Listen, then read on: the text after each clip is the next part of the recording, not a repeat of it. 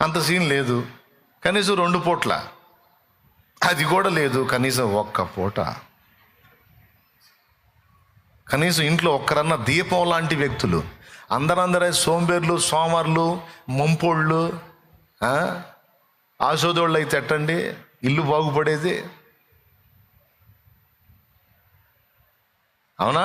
చురుకుదనం ఉండాలి కదా.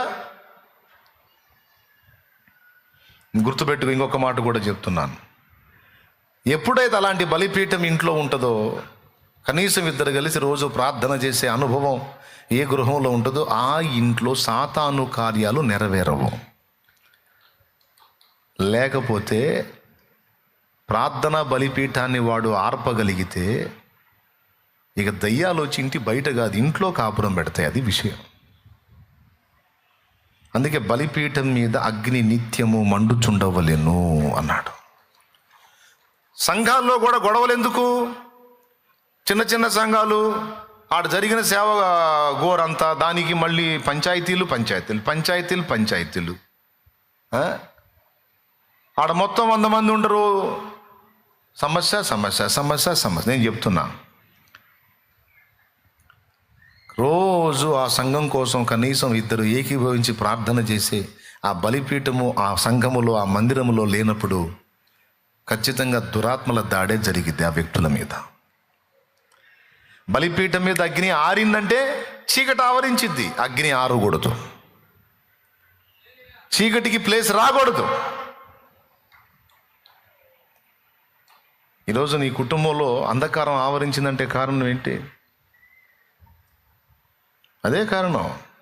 సంఘం ఎందుకు వెలవెలబోతుంది అంటే 2 ఏకీభవించి రోజు నీ పరిచర్య కొరకు, సంఘం కొరకు, సేవ కొరకు, సమాధానం కొరకు, పరిశుద్ధుల ఐక్యత కొరకు ప్రార్థన చేసే 2 నువ్వు సమకూర్చలేకపోయావు. సేవకుడా, ఒక 2 నువ్వు ఏర్పరచుకోలేకపోయినావు. అలాంటి ప్రార్థనా పరులైన 2 కుటుంబ సభ్యుల్ని నువ్వు కలిగి ఉండలేకపోయావు. అదే నీ దరిద్రం. ఏం చేద్దామన్నా, మా కొంపలు అందరూ అంతే తెచ్చారన్నా అంటే నువ్వు చావచ్చుగా. మా కొంపలు అందరూ అంతే తెచ్చారన్న అంటే నువ్వే నడుం కట్టి చావచ్చు కానీ చెబుతున్నాను నేను. వాళ్ళు తెచ్చారు, వీళ్ళు తెచ్చారు అనకపోతే నువ్వు చావు. మొదలు పెట్టేసావు, నువ్వు ప్రార్థన చేయటం మొదలు పెట్టేసావు. ఒకరిని కూర్చోబెట్టి 2 కలిసి 2 ఏకీభవించి మొదలు పెట్టండి ప్రార్థన. కానీ వల్ల కాదు. ఎందుకంటే ఇదంతా విన్నప్పుడే బాగా అనిపిస్తుంది, కరెక్టే అనిపిస్తుంది. ఇక నుంచి ఇంకా మామూలు ఇంకా అన్నట్టు ఉంటుంది. ఇక్కడ ఉన్నప్పుడు నేను ఆమేన్ అనగానే ఇక సంచి తీసుకోవటం, బైబిల్ తీసుకోవటం, అమ్మా బోయా అనుకుంటా పోవటం. మొదటి తింటూ ఇక అంతే పత్తా లేకుండా పోవటం. దేవునికి స్తోత్రం కలుగునుగా. తినండి, చేయండి, బాగానే ఉంటుంది. నేను చెప్పేది తీసుకోండి. కొంచెం కుటుంబంలో కనీసం 2 ప్రార్థన చేశారు. మోషేలు ఉండాలి అని చెప్తున్నాను నేను. మోషేలు ఉంటేనే యెహోషువ కష్టానికి న్యాయం జరిగిద్ది. నీ కుటుంబంలోంచి రోజు బయటికి వెళ్తున్నారు నీ బిడ్డలు. వాళ్ళు మళ్ళా సాతాను ముద్ర పడకుండా ఇంట్లోకి రావాలంటే నువ్వు చేతులు ఎత్తి దేవునికి అప్పచెప్పి ఉండాలి. నీ భర్త కార్యాలు సఫలం అవ్వాలంటే నువ్వు చేతులు ఎత్తి ఉండాలి. ఒక తల్లిగా నీ పిల్లల కార్యాలు సఫలం అవ్వాలంటే తల్లిగా నువ్వు చేతులు ఎత్తి ఉండాలమ్మా. నీ పాత్ర తల్లి అది. నేను చెబుతున్నాను, ఇశ్రాయేలుకు నాయకుడు మోషే. కానీ మన కుటుంబంలో మోషే ఎవరో తెలుసా? స్త్రీయే. ఫ్యామిలీల్లో స్త్రీ మోషే. కాబట్టి కొంచెం ఆలోచించండి, నేను చెప్పింది వాస్తవమో కాదు.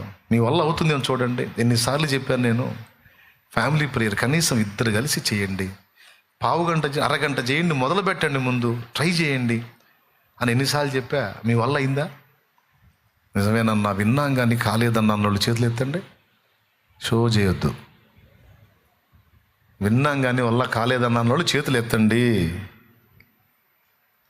మరి ఆలోచించండి, పైకి లేచి నిలబడండి.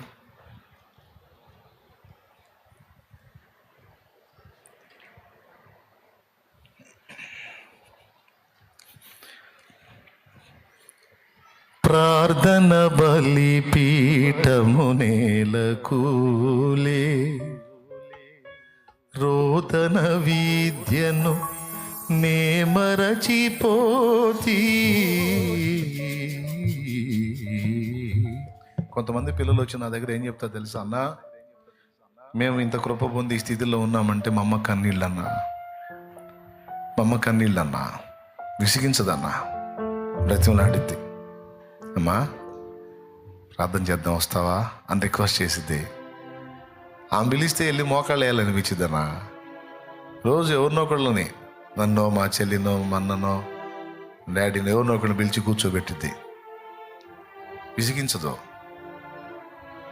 కన్నీరు గార్చిద్దన్న. రోజు మా కోసం కన్నీరు గార్చిద్దన్న. మా ఎదుగుదల కోసం, మా రక్షణ కోసం, మా భద్రత కోసం ఎంత ఏడ్చిందో అమ్మ. అన్నా మేము ఇలా ఉన్నామంటే మా నాన్న కన్నీళ్ళన్నా, మా నాన్న అన్నా. రోజు పొద్దున్నే లేచి మాలో ఎవరినో ఒకరిని లేపుతాడన్నా. ఒక్కరు రండి నాతో కలిసి ప్రార్థన చేద్దామంటాడన్నా. నాన్న ప్రార్థన అన్నా, నాన్న కన్నీళ్ళన్నా. చర్చికి వెళ్ళి ఒక బైబిల్ తీసుకుని విశ్వాసలా కనపడతాడు, కానీ ఒక సేవకుడి కంటే ఎక్కువ అన్నా మా నాన్న. అంత లెక్క సరిగా ఉంటాడు, దేవుని అంత భక్తిగా ఉంటాడు, అంత ఇష్టంగా ఉంటాడు. నా పిల్లలయ్యా అని మా కోసం రోజు కన్నీరు గారుస్తాడన్న. మాకు నిద్రపోతున్నా కూడా నాన్న ప్రార్థన వినపడిద్దన్న. తెల్లవారుజామున అందరూ కోళ్ళ అరుపులతో రకరకాల శబ్దాలతో నిద్ర లెగుస్తారు, కానీ మేము నిద్ర ఎట్లా లెగుస్తాం తెలుసా? మా నాన్న విజ్ఞాపన ధ్వనితో నిద్ర లెగుస్తామన్న. మాకు ఏ సౌండ్తో మెలకు వచ్చేదో తెలుసా? మా నాన్న స్తుతితో, మా నాన్న ప్రార్థనతో, మా నాన్న విజ్ఞాపనతో మాకు మెలకు వచ్చేదన్న. మా నాన్న మా కోసం ప్రార్థన చేస్తాడన్న. అప్పుడు ఒక నిశ్చయత వచ్చేదన్న, ఇంత ప్రార్థనాపరుడైన తండ్రిని నేను కలిగి ఉన్నాను, ఇంత ప్రార్థనాపరుడైన తల్లిని నేను కలిగి ఉన్నాను. నా తల్లి ప్రార్థన ఒట్టిగా పోయిద్దా, నా తండ్రి ప్రార్థన ఒట్టిగా పోయిద్దా, నా దేవుడు ఖచ్చితంగా నాకు సాయం చేస్తాడనే నిశ్చయత నాకు వచ్చేదన్నా. అలా అడుగడుగు నా తండ్రి నాకు తోడై ఉండి ఈరోజు నన్ను ఈ స్థితిలో ఉంచాడన్నా అని ఉన్నత స్థాయిలో ఉన్న అధికారులు లాంటి వ్యక్తులు. ఒకసారి ఒక జడ్జి గారు ఫోన్ చేసి చెప్పాడు, భక్తి కలిగిన తల్లి కుమారుడు ఆయన, ఈరోజు జడ్జి. ఆయన జడ్జి అయ్యి ఇతరులకు తీర్చే స్థాయిలో ఉన్నా కూడా అమ్మ చెప్పిన మాట వింటున్నాడు ఆయన. ఇంకా ఆమె చెప్పేదేంది, నేను వినేదేంది అని కాదు, నా గురించి ఆమె చెప్పిందంట కొడుక్కి. షాలేం రాజు అనే సేవకుడు ఉన్నాడు ఆయన అని మిమ్మల్ని అమ్మ నాకు పరిచయం చేసిందని ఒక జడ్జి స్థాయి వ్యక్తి ఫోన్లో మాట్లాడారు. అంటే ఈ కొడుకుని ఇలా తీర్చిదిద్దింది ఆ తల్లి.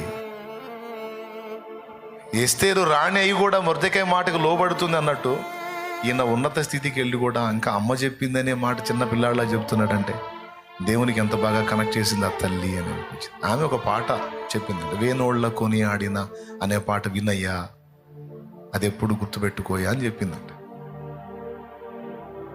అది చెప్పాడు ఆయన, నాకేం తెలుసు వాళ్ళ అమ్మ కొడుకులకి ఏం సంభాషణ జరిగిందో ఎట్లా అమ్మ అని చెప్పాడు. కన్నీళ్ళు తిరిగినా నాకు.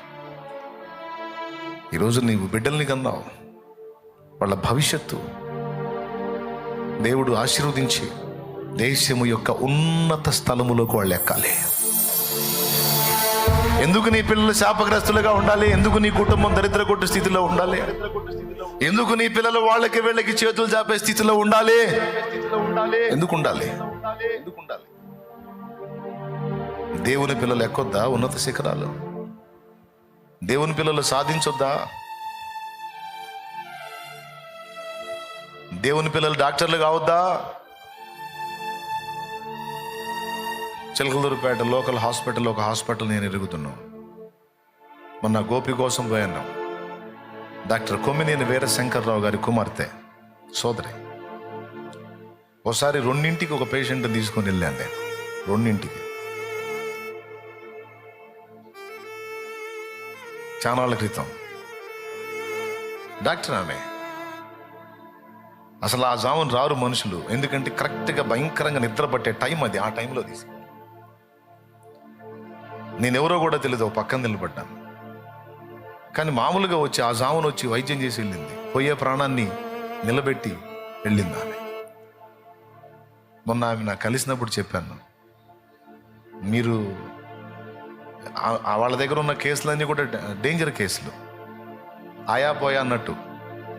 గుండె సంబంధించిన కేసులు, అలాగే ఆత్మహత్య ప్రయత్నం చేసిన కేసులు, ఎంత ముక్కను ఊపిరి పెట్టుకొని వచ్చేస్తారు. చాలా ముచ్చటేసింది. మొన్న గోపి అనే చిన్నవాడి గురించి చెప్తా, దీన్ని ఎలాగైనా ఛాలెంజ్గా తీసుకొని నన్ను సేవ్ చేయండి అమ్మా అని చెప్తే, తప్పకుండా నేను అది తీసుకుంటానని తీసుకొని చేసింది. దేవుడు కృప చూపాడు, ప్రార్థించాను, ఆమె కష్టం ఆమె చేసింది. వైద్య సేవ వల్ల ఎన్ని లక్షల కోట్ల ప్రాణాలు ఈరోజు కాపాడబడుతున్నాయి. మన వాళ్ళని తృణీకరించడానికి లేదండి.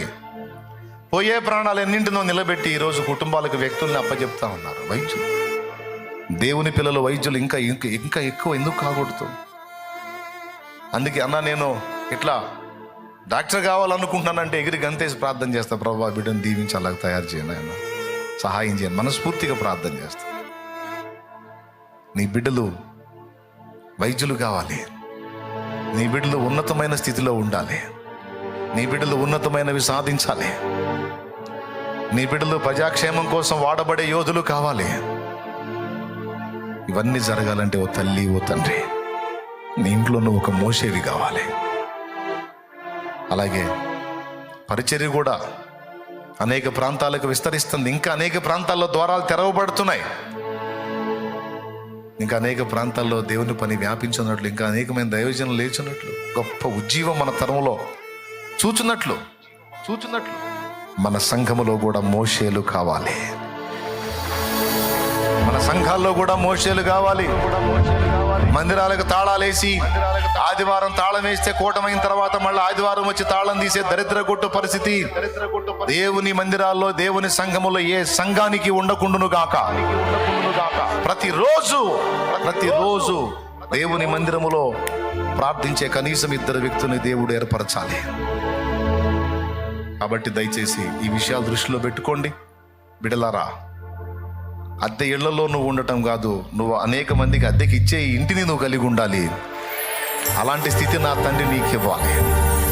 ఎవరి దగ్గర అయ్యా నాకు జాబ్, అయ్యా నాకు జాబ్, అయ్యా నాకు జాబ్ అని తిరగటం కాదు. నా తండ్రి దీవించి, నా తండ్రి కృప చూపి అనేక మందికి నువ్వు ఉద్యోగాలు ఇచ్చే స్థితికి నా తండ్రి నిన్ను లేపాలి.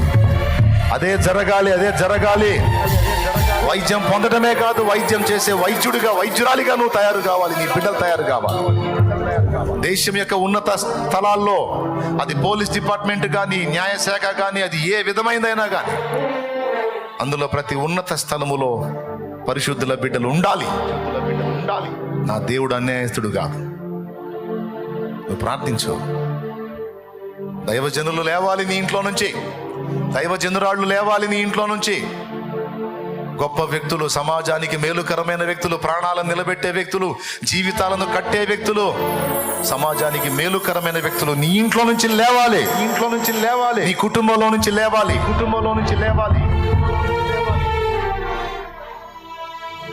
నువ్వు అనేకులకు ఇచ్చే స్థితిలో ఉండాలి.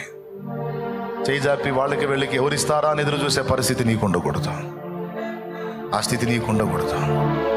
ఎవరైనా నీ ముందుకు వస్తే, ఇదిగో ఇది తీసుకో, ఈ వస్త్రం తీసుకో, ఇది తీసుకో, ఈ పైసలు తీసుకో, ఇదిగో ఇది తీసుకెళ్ళి తిన్ను, బతుకు అనే స్థితి మనందరికీ నా తండ్రి ఇవ్వాలి. అలానే పిలిచాడు మనల్ని. కానీ ఇవన్నీ జరుగునట్లు మోషేలు లేవాలి. ఇవన్నీ జరుగునట్లు కుటుంబాల్లో మోషేలు లేవాలి. ఏం చెప్పాను? అమ్మ కన్నీటి ప్రార్థన అన్న. మా అందరికంటే ముందు లేచిద్ది అమ్మ ఏడుపు స్వరం. పొద్దున్నే మా కోసం ఆమె అంగలార్చిన అంగలార్పు మమ్మల్ని మేలుకొలిపింది, నిద్ర లేపింది. మొన్న ఒక చెల్లి చెప్తుంది, ఆమె భర్తను కోల్పోయింది. 1 నెలకు వచ్చి ఆమె ఒక టిఫిన్ సెంటర్ ఏర్పాటు చేసుకొని దాదాపు 2 లక్షల రూపాయల ఖర్చుని, అంటే తనతో పాటు కొంతమందిని పెట్టుకొని ఒక టిఫిన్ సెంటర్ రన్ చేస్తూ ఉంది. ఒక సోదరి, ఆమె నెల ఖర్చు 2 లక్షలు. అంటే కొంతమందిని పని వాళ్ళని పెట్టుకొని వాళ్ళకు ఉపాధిస్తూ తను ఉపాధి పొందుతూ జస్ట్ ల్యాండ్ రెంటే 45,000 అంట, ఎంతో స్థలం అద్దె. ఎందుకమ్మా ఆడపిల్లవి వేరే ఊరు నుంచి వస్తున్నావు, ఇక్కడ ఇంత సాహసం చేసావు, భర్త తోడలేడు, ఒంటరి కత్తెవి, పిల్లలు అంటే నాకు దేవుడు పెట్టుబడి ఇచ్చాడు. అన్న ఏం చెప్పాడు, మనం బతకటం కాదు, 10 మందిని బతికించేటట్టు ప్రార్థన చేయండి, పని చేయండి. 10 మందికి అన్నం దొరకాలి మన వల్ల, 10 మందికి పని కల్పించాలి. ఆ విధంగా మనం తయారు కావాలి, మన బిడ్డలు తయారు కావాలి అన్నాడుగా. నాకు దేవుడు ఈ జ్ఞానం ఇచ్చాడు, ఈ అవకాశం ఇచ్చాడు. నేను పొందుతాను, 10 మందికి దారి చూపించాను. నడుస్తుంది అట్లా దేవుని కృపలో. అంటే సంతోషం వేసింది అది విని. అంటే దేవుని కృపను బట్టి బలిపీఠం మీద నుండి నేను అందించే వ్యాఖ్యలు వ్యర్థంగా పోవటం లేదు, కొంతమంది వాటిని సీరియస్గా తీసుకుంటున్నారు అని అర్థమైంది. వారి కోసం ఎంతసేపు మాట్లాడుతున్నాను. కాబట్టి దృష్టిలో పెట్టుకోండి, లోకరీత్యా అయినా సరే పరలోకరీత్యా అయినా సరే మనకు కృప ఇవ్వడానికి దేవుడు సిద్ధం. అది పొందుకునే మోషేలాగా మనం తయారవుతాం, ఇతరులకు కూడా దీవెన కారణం అవుతాం. అంతమంది సైన్యం యొక్క దృష్టి ఆ మోషే మీద ఉంది. అంతమంది సైన్యం పోరాడుతున్నారు, కానీ వాళ్ళందరూ యెహోషువతో సహా వాళ్ళ కోసం చేతులెత్తే మోషే వైపే వాళ్ళ దృష్టి ఉంది. ఈరోజు నీ కుటుంబం అంతా ఎవరికి వెళ్ళి చూసిద్దో తెలుసా? మా ఇంట్లో అందరూ బలహీనలే, కానీ మా అమ్మ బలంగా ఉంటుంది, మా నాన్న బలంగా ఉంటాడు, మా అక్క మంచి ప్రార్థన అనుకున్నప్పుడు వాళ్ళ కళ్ళు నీకెళ్ళి ఉంటాయి. మా చెల్లి మంచి భక్తి కలిగింది, మంచి ఆత్మీయురాలు అమ్మాయి, ఎప్పుడు దేవుని ప్రపంచంలో ఉంటుంది. ఈరోజు మాకు ఏదన్నా ఇదైందంటే ముందు ఆ పిల్లనే మేము అడుగుతాం, ఆ పిల్లే చెప్పాలి మాకు ఆలోచన, ఆ పిల్లే మా కోసం ప్రార్థన చేయాలి. ఎవరికి ఏ భయం వచ్చినా సరే ముందు ఆమెనే పిలుచుకుంటాం. ఆమె వచ్చిందంటే ముందు ధైర్యపరిచిద్ది, ప్రార్థన చేసిద్ది, హాయిగా ఉంటుంది. అట్లా నీ కుటుంబానికి నువ్వు ఒక దీపం అయితే నీ కుటుంబ సభ్యుల కళ్ళన్నీ నీ వైపే ఉంటాయి. హల్లెలూయా. అట్లా తయారు కావాలి. నన్ను చేయి తండ్రి అట్లా అని చేయి, అడుగు, ప్రార్థన చేయి. లైవ్లో ఉన్నవాళ్ళు, జూమ్లో ఉన్నవాళ్ళు, ఇక్కడ ఉన్నవాళ్ళు అందరూ కలిసి దేవుని అలాగున వేడుకుందాం రండి. మోషేలగున్నట్లు, యెహోషువలగున్నట్లు ప్రకటించేవారముగా, ప్రార్థించేవారముగా, పరిచర్య చేసేవారు దేవుని ముందు ఉంటాం రండి. కుటుంబాల్లో ప్రార్థన బలిపీఠాలు కడదాం రండి. మన ఇంట దురాత్మలకు స్థానము లేకుండా చేద్దాం రండి. మన ఇంట అపవిత్రతకు, అపవిత్రాత్మలకు స్థానము లేకుండా చేద్దాం రండి. మన ఇంట దరిద్రతకు, లేమికి, శాపానికి స్థానము లేకుండా చేద్దాం రండి. మన ఇంట సమృద్ధి నివసించున్నట్లు, మన ఇల్లు రక్షణ సంగీత సునాదాలు వినపడే ఇల్లుగా మార్పు చెందినట్లు రండి. మనం మోషేలమవుదాం, ప్రార్థన చేద్దాం. హల్లెలూయా, హల్లెలూయా, హల్లెలూయా, హల్లెలూయా. తండ్రి నీకు స్తుతి స్తోత్రం, స్తుతి స్తోత్రం, స్తుతి స్తోత్రం. ఈవేళ మమ్మల్ని అందరినీ సమకూర్చి బహు చక్కని రీతిలో చాలా సింపుల్గా మాతో ముఖ్య సమాచారం అందించినందుకు స్తోత్రాలయ్యా. పిలిచిన దేవుడవు, నమ్మదగిన వాడవు, నీ పిలుపును బట్టి అడుగు ముందుకేశాం. మమ్మల్ని మునిగిపోనివ్వవు, ఎందుకంటే నీ మాటను బట్టి అడిగేశాం. తెలిసి తెలియక అటు ఇటు చూసి మునిగిపోసాగిన పరిగెత్తుకుంటా వచ్చి మమ్మల్ని లేవనెత్తుతావు. ఎందుకంటే అది నీ నమ్మకత్వం ప్రభా. నిన్ను నమ్మి అడిగేసినందుకు గాను నీ నమ్మకత్వం, నీ విశ్వాస్యత, అది మా బిడ్డలకు ఆగ్రహింపునిచ్చినందుకు స్తోత్రం, మాకు ఆగ్రహింపునిచ్చినందుకు స్తోత్రం. నా ప్రభువా, మరి పిలిచిన నీవు నమ్మదగిన దేవుడు తోడై ఉన్నాం. మేమును మా ఇంటి వారు ఆశీర్వదించబడినట్లు అప్పుల బాధలు, ఆర్థిక ఇబ్బందులు, కేసులు, సమస్యలు, ఇంట్లో కుటుంబ సభ్యుల రోగాలు, ఉద్యోగ ప్రయత్నంలో పిల్లల ఇబ్బందులు, గొడ్రాండ్ర పరిస్థితి, ఇదంతా లేకుండానట్లుగా, ఇదంతా తొలగిపోవునట్లుగా మేము ఆశీర్వదించబడిన వారమై ఇతరులకు కూడా దీవెనకరమగునట్లుగా మమ్మల్ని కనికరించి మమ్మల్ని మోషేలుగా తీర్చిదిద్దాం. కుటుంబాలకు దీపాలుగా, సమాజాలకు దీపాలుగా, సంఘాలకు దీపాలుగా మమ్మల్ని మార్చమని స్తుతి, మహిమ, ఘనత, ప్రభావం మీకే చెల్లిస్తాం. కుటుంబంలో కనీసం ఒక్కరికైనా ఈ చైతన్యం ఉండేటట్టు సహాయం వచ్చాయి. కుటుంబంలో కనీసం ఒక్కరికైనా ఇలాంటి గ్రహింపు ఉండేటట్టు సహాయం ఇచ్చాయి. కృపతో జ్ఞాపకం చేసి కనికరించు. యేసునామమున వేడుచున్నాం తండ్రి. ఆమేన్. ఒకరోజు యేసు ప్రభుని ఈ ఒక్క మొక్క వినండి. నా ఫ్యామిలీ మీకు విన్నారు, అయినా మళ్ళొకసారి గుర్తు చేస్తాను. ఇప్పుడు ప్రభులోకి వచ్చి సేవలోకి వచ్చినాక అందరూ నా కుటుంబం అనుకుంటున్నాను, మీ అందరినీ నా ఫ్యామిలీ అనుకుంటున్నాను. మీకు ఎవరికి ఏ బాధ వచ్చినా నేను ఫీల్ అవుతాను. మీరు ఏడిస్తే నేను ఏడుస్తాను, మీరు నవ్వితే నేను నవ్వుతాను. మీరు సంతోషంగా ఆనందంగా అన్నా అనుకుంటూ వస్తే నేను కూడా హ్యాపీగా ఫీల్ అవుతాను. అన్నా అని ఏడ్చుకుంటూ వస్తే నాకు బాధ కలిగింది. అంటే నా ఫ్యామిలీగా మిమ్మల్ని నేను తీసేసుకున్నాను. అయితే ఇదంతా లేనప్పుడు చిన్న కుటుంబం నాది. ఆ కుటుంబం పరిస్థితి ఎలా ఉందంటే, చిల్లులు పడ్డ పడవ సముద్రంలో మునిగిపోయే పరిస్థితుల్లో ఉన్నట్టు నా ఫ్యామిలీ అలా అయిపోయింది. ఈరోజు మీ కుటుంబం కూడా, మీలో కొంతమంది కుటుంబాలు అలానే ఉన్నాయి. చిల్లులు పడ్డ పడవ సముద్రంలో మునిగిపోయినట్టుగా అట్లా మునిగిద్దా లేచిద్దా, మునిగిద్దా లేచిద్దన్న మీమాంసలో ఉన్నాయి. అందరూ కదిలిస్తే ఏడుస్తున్నారు, బాధపడుతున్నారు, నిట్టూరు పీడిస్తున్నారు, కృంగిపోతున్నారు, అన్నీ ఉన్నాయి. సరే, దేవుణ్ణి నమ్ముకున్నాం.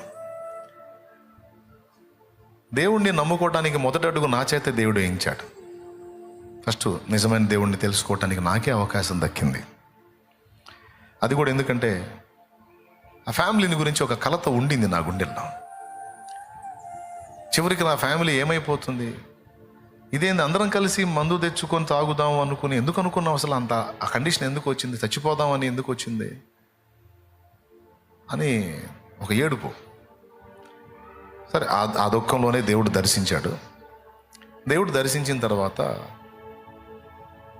కుటుంబ సభ్యులందరూ కాదు, నా కర్తవ్యం ఏంటో నేను ఆలోచన చేసి మనిషిని మిగిలిన కుటుంబ సభ్యులందరినీ బ్రతిమలాడుకొని ఒక్కొక్కరికి నచ్చజెప్పి దేవుని గురించి పరిచయం చేసి, ఇప్పుడు ఫ్యామిలీ మెంబర్స్ దగ్గర మనం ఫీలింగ్స్ ఇస్తూ ఉంటాం, అహం ప్రదర్శిస్తాం. బయట మనుషుల దగ్గర తగ్గించుకుంటాం, కానీ ఇంటి వాళ్ళ దగ్గర తగ్గించుకోం. కొంచెం అహం గట్టిగా అడ్డుపడింది. కానీ దేవుడు చెప్పినట్లు బాధ్యత తీసుకుంటే మరి విరిగిపోవాలిగా. కాబట్టి అందరినీ కలిపి ప్రార్థన చేయించడం మొదలుపెట్టాం. నేనే బాధ్యత తీసుకున్నా. రోజు దినమంతా కష్టపడటం, సాయంత్రానికి అందరూ స్నానం చేయటం. ఇక నేనే పిలుస్తాను, రండి ప్రార్థన చేద్దాం, రండి దేవుని వేడుకుందాం రండి అని. అలాగున్న ప్రార్థన చేయటం మొదలుపెట్టి ఎవరు వచ్చినా రాకపోయినా ఎవరి మీద ఏ ఫీలింగ్ పెట్టుకోకుండా, ఇప్పుడు సహజంగా 2-3 రోజులు పిలిచి 4వ రోజు మళ్ళీ పిలవాల్సి వచ్చిందనుకో, కుటుంబం బాగుపడాలన్న ఆలోచన నాకుంది, మీకు లేదా? రోజు పిలవాల బొట్టు పెట్టి నేను మిమ్మల్ని వచ్చి మోకాళ్ళు వేయాలని తెలియదా? ప్రార్థన చేయకపోతే ఎట్లా అని కూడా అనలా. వచ్చిన వాళ్ళు మోకరింపు చేశాను, రాని వాళ్ళు వదిలేశాను. ఫలానా ఆయన రాలేదు అంటే బాగాలేదేమో లేదు, తర్వాత వస్తాడు, మనం మోకరిద్దాం రండి, ఇద్దరు చాలు, అంతకంటే ఎక్కువ ఉన్నాంగా మనం. పెద్దోళ్ళు ఎవరూ రాకుండా బిజీ అయిపోతే పిల్లలైనా మోకరింపు చేసి కూర్చునేవాడిని. ఎందుకంటే తీర్మానం చేసుకున్నా, నా ఫ్యామిలీ ఎందుకు ఒక దరికి రాదో చూడాలి, నా కుటుంబం ఎందుకు గట్టెక్కదో చూడాలి. దేవుడు లేకుండా మేము లేం, దేవుడు లేకుండా మనం లేం.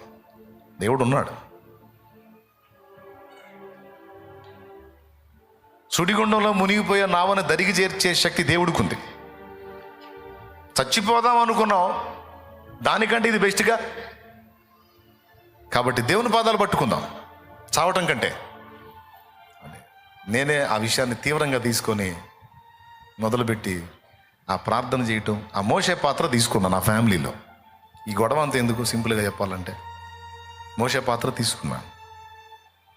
దేవుని మహాకృపను బట్టి ఆ రిజల్ట్ అనేది అనతి కాలంలోనే నేను అనుభవించాను. సంవత్సరాలుగా నేను అనుభవిస్తూనే ఉన్నాను.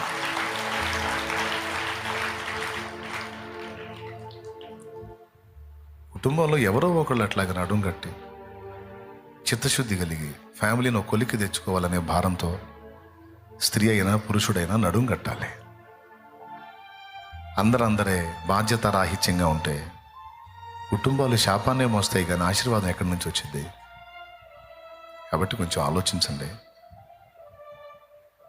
మీ కుటుంబాలకి మీరు దీపాలుగా మారండి. నేను చెప్పినప్పుడు విని వెళ్ళిపోవటం కాదు, ట్రై చేయండి, చూడండి. మన తండ్రి అయిన దేవుని ప్రేమ, ఆయన ప్రియ కుమారుడు మనందరి ప్రాణప్రియుడైన యేసయ్య శాశ్వత నిత్య కృప, పరిశుద్ధాత్మతోడి మనోహర దివ్య సహవాసం సమాధానం సమకూడింది మనకు సకల పరిశుద్ధులకు సార్వత్రిక సంఘమంతటికి సదాతోడే మనందరం నిత్యత్వంలో చేరు పర్యంతం మనం నడిపించును గాక. ఆమేన్. ప్రవేశ రక్తమునకేచే, ప్రవేశ రక్తమునకేచే, ప్రవేశ నామునకు సంపూర్ణ విజయం కలుగును గాక. ఆమేన్. మీరందరూ చేద్దాం ప్రార్థన. స్క్రీన్లో మనకు కనబడుతున్న సోదరుని దేవుడు స్వస్థపరిచినట్లు ప్రార్థనలో గుర్తు చేసుకోండి. నజరేయుడైన యేసు నామములో ఆ బిడ్డను నా తండ్రి స్వస్థపరచును గాక. ఆమేన్. మీరు ఏ పరిస్థితుల్లో ఉన్నా నాయనా, అమ్మ, దయచేసి నా మాటల్ని గుర్తుపెట్టుకొని మొదలు పెట్టండి. ఈరోజు ఒక పక్క కుటుంబాలు పతనం అయిపోతున్నా సరే మనుషులకు మత్తు దిగట్లా. నేను చెప్పిన ఆలోచనలు చేయటల్లా, ఇబ్బంది ఎదుర్కొంటానే ఉన్నారు, కాలిపోతానే ఉన్నారు, కానీ విషయాలు తీవ్రంగా తీసుకోవటల్లా. ఒకవేళ తీసుకున్న 2-3 రోజులు చేసి తర్వాత వదిలేస్తున్నారు. పట్టు పట్టరాదు, పట్టి విడవరాదు, పట్టెనేని విగియ పట్టవలెను, పట్టి విడుచుట కంటే పడి చచ్చుటే మేలు అన్నాడు వేమన. మంచి మాట అన్నాడుగా, తీసుకుందాం. నడుము కట్టండి. అయిపోయింది కూటం, సంతోషంగా వెళ్ళొచ్చు. ఇక దేవుని కృప మనందరికీ తోడుగా ఉండును గాక. ఆమేన్. అందరికి వందనాలు. ఇంకేమైనా ప్రకటనలు ఉన్నాయి? బాప్తిస్మం కోసం ఎవరైనా సిద్ధపడి వచ్చినట్టయితే మరి నీళ్ళ దగ్గరికి వెళ్ళిపోండి, బాప్తిస్మం ఇస్తాను. మరి ఈరోజు సెలవు అనుకుంటాను, సైన్యం అంతా దిగింది ఈరోజు. దేవునికి స్తోత్రం. హాలిడే వచ్చిందా? Okay, right. బాప్తిస్మానికి సిద్ధపడిన వాళ్ళు వెళ్ళి నీళ్ళ దగ్గరికి వెళ్ళిపోండి. అలాగే నా కోసం మీరు ఎవరికైనా ప్రార్థన చేయాలని మనసు ఉంటే మీ గృహాల దగ్గర ప్రార్థన చేయండి. పేర్లు ఇచ్చిన వాళ్ళు తప్పనిసరిగా వచ్చి ప్రార్థనలో ఏకీభవించండి. ఎందుకంటే ఈ ప్రార్థనకు దేవుడు నాంది పలికాడంటే